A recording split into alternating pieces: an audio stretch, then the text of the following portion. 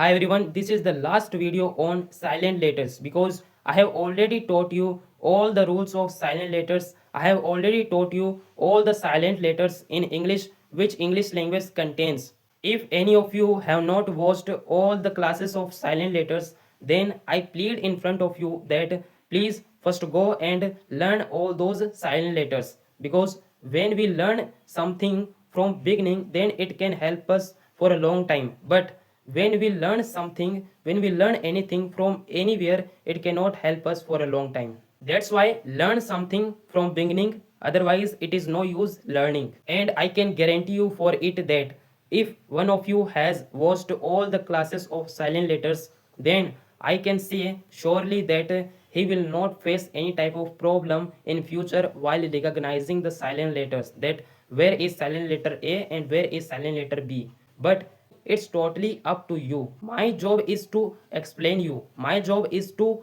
guide you, but it's your duty what to do and what not to do. So our today's silent letters are U and W, that where these letters can be silent in English.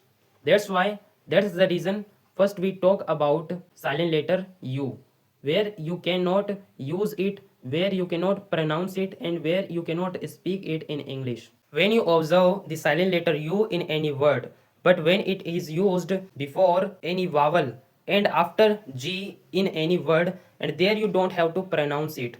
And let's take some more examples to make it easier than before, like guest, gas, guitar, guard, biscuit.